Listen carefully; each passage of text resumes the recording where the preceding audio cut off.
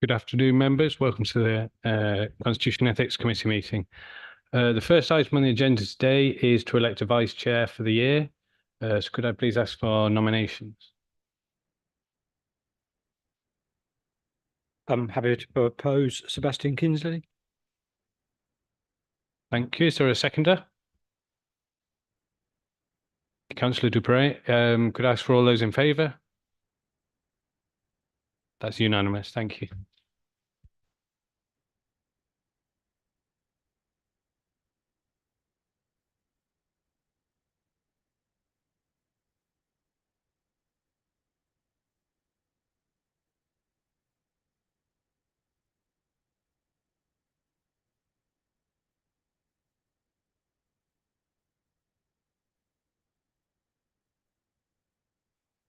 Thank you, members, colleagues, very much. Let's move on then with the agenda. Can I ask for any apologies for absence or declarations of interest? Please, Nick, could you report any apologies for absence? Thank you, Chair. There are apologies from Councillor Dew and Councillor Coutts is here as a sub, Councillor Ambrose Smith and Councillor Bywater is here as a sub, and Councillor Gowing. Thank you. Do we have, or does any member wish to declare any disclosable pecuniary interest or non-statutory disclosable interest? No, we'll move on to item. Oh, I'm sorry, Councillor Dupre. Could I just ask Emma to confirm that we are all automatically able to participate in the discussion of the Code of Conduct? Through you, Chair, yes, that's absolutely correct. Splendid. Thank you for that. Item 3, we are asked to approve the minutes of the Constitution and Ethics Committee meeting on the 23rd of April 2024 as an accurate record. Does any member disagree with the accuracy of the minutes? No? Everybody happy with that? On that basis, I intend to sign the minutes as approved. We then move on to item number 4, which is the Members' Code of Conduct. Can I ask the Service Director of Legal and Governance, Emma Duncan, to present the report, please? Emma.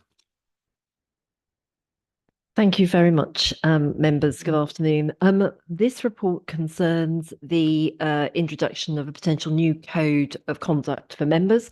The County Council is obliged to have a code of conduct for members, although the form of it is a choice for the local authority.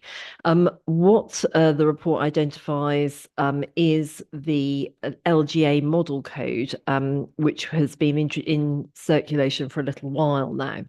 And I'm bringing it back to the committee because it has been here before, back in 2022, because of a couple of reasons, really. When the committee last considered this, it felt that there wasn't a substantial difference between the code that it had at the time and the new model code, but agreed to keep it under review. And I think that there are a couple of changes and important points that I just want to point out to members as to why it's coming back now. Firstly, as members will no doubt be aware, we have quite a complicated democratic system within Cambridgeshire with a number of levels of local government, parishes, districts, the county council, and also the CPCA. All of those bodies at the moment have their own codes, and that you could have a number of different codes across each levels of local government. So if you happen to have the joyous experience of being a parish member, a district member, a county councillor, and on the CPCA as well, you are having to comply with potentially 4 different codes. So the monitoring officers have discussed this, and there is a general acceptance that moving towards one form of code, the LGA model code, would give members at all those levels a greater degree of consistency and certainty around how they would apply, and also help the monitoring officers in each of those authorities apply them consistently. East Cambs has adopted the new model code, and that will come into effect from April, and the CPCA are currently considering it. So we're in that sort of first, no, I wouldn't say we're an early adopter, but we're in that sort of first tranche of members considering it. Secondly, and importantly, what I wanted to do was try and set out for members a side-by-side comparison between the old code and the new code, so that you could be convinced that I wasn't trying to shoehorn things in under the wire without you noticing. So the Appendix 1 really deals with that. That's a side-by-side comparison for all members of the actual detail of the code. And you'll see my commentary is alongside that. What it helpfully does in a lot of sections is that it expands on the expectations around members. So, for example, if we looked at the respect provision, which is one that I have to say that I see reasonably regularly in my role as the monitoring officer, the current code says you've got to treat other people with respect. It doesn't tell you what that looks like. So as a member, it's quite difficult to know. So if you look at what the new code does, it actually talks about who you need to treat with respect and what it means in terms of politeness and courtesy in behaviour, speech, and the written word, and also talks about that healthy political debate that you get in councils, that grit in the system which you need as part of political debate as well. So it helps members understand between comments which are disrespectful and unnecessary and actually strong debate, which is a really helpful thing. And that is replicated throughout the code. So whereas might include a provision on bullying and harassment, the new code actually sets out exactly what that is. So members are really, on really secure ground in knowing what that means. The only substantial difference in terms of introducing something else into the code is that there is a training requirement on the code of conduct in the new code, which there wasn't in the old code. And also it's a breach of the code of conduct not to comply with an investigation by the monitoring officer or their appointed investigator under the new code. There's also one minor difference between gifts and hospitality, where our code has a limit of 100 and the standard model code has a limit of £50.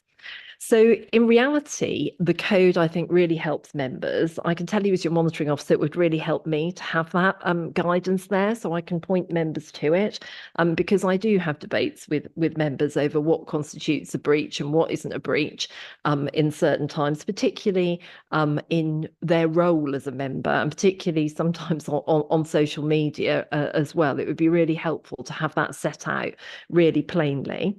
I don't think it does anything which members need to be concerned about in any way. It pretty much, in terms of the general headings, it reflects that. It will help the monitoring officers across Cambridgeshire have a much more consistent approach and help members to have be able to remember one code instead of 4 different codes, which I think is really important. There are a number of appendices to the new code which take into account the Nolan principles, which apply across local government and which we're obviously part of as officers as well. And it also encompasses the Committee on Standards Life best practice recommendations, which don't form part of the code but are really helpful. So it talks about that informal resolution. It talks about using group processes to deal with conduct issues as well. So from my perspective as a monitoring officer, I've worked with the model code previously in previous authorities, found it really helpful for members. And also in terms of my administration of the system, having everything there where people can see it and it's absolutely transparent is really helpful. So the reports being presented on that basis, I don't know if Michelle has anything. Well, Michelle will have something helpful to add, I'm sure. Mrs. Rowe. Yes, the only thing I actually have to add is that we should have included in the report Appendix C, which is not there, which relates to the Committee on Standards in Public Life. And we will, if approved, the report that goes to council will include that appendix. Splendid. Thank you very much. Thank you for that. That's a very clear introduction. Questions and or comment from any member? Simon, please.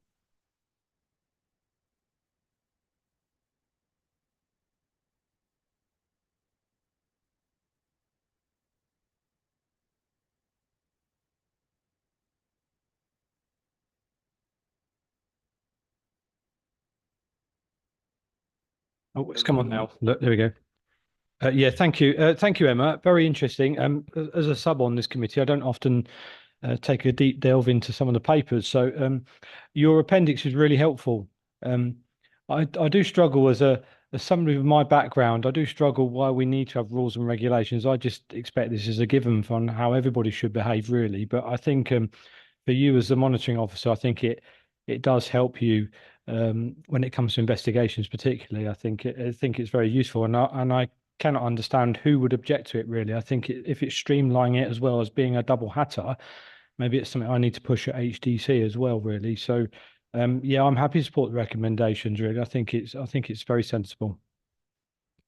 Thanks for that. Anybody else?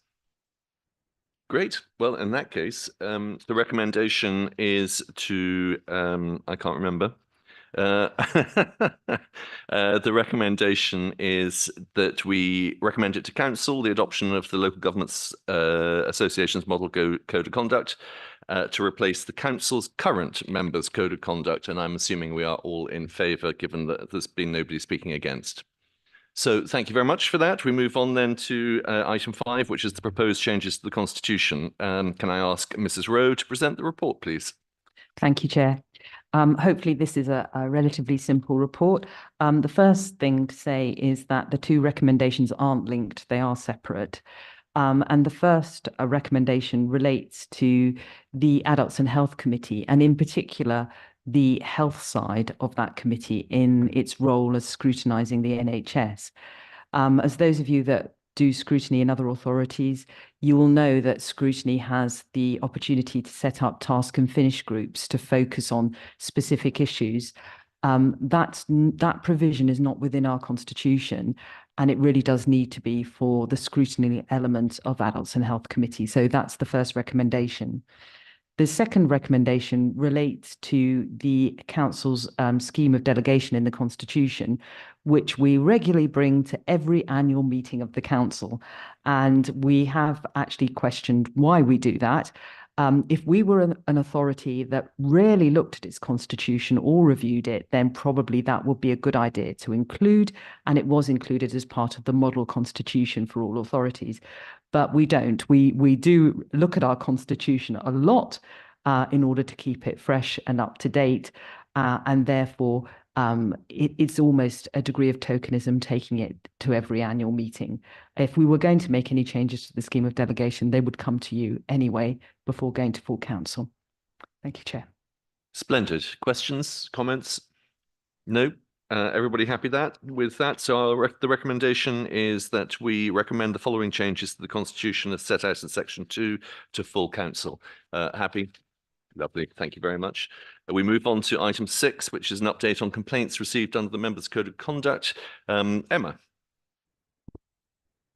Thank you very much, Chair. Not much to report since the last time. We're fortunate to be an authority that doesn't have multiple complaints, which is great news, really. There are 2 ongoing investigations. Those should come back. I was promised them the week before last, but they haven't arrived yet. So those are at investigation stage. And once an investigation is being completed, then this committee will be notified of the outcome of the investigation. Dependent on what the outcome is, then we may have a standards hearing standards hearings arising from that. There have been 2 new complaints which are currently at assessment stage at the moment, and that completes the report. Thank you. Any questions? We're asked to note the contents of the report, so I am noting on our behalf. And we move on to the final item, which is the agenda plan. Do any officers have any comment on the agenda plan?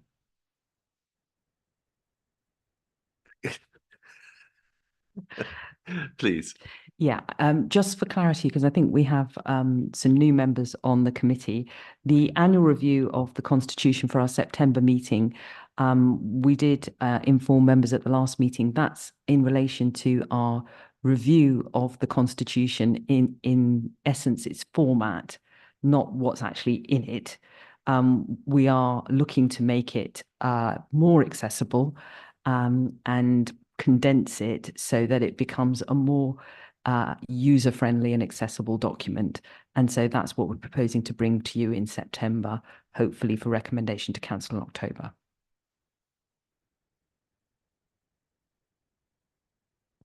Yes, and just to for members noting, we are likely to have an item coming to the September committee around council company governance.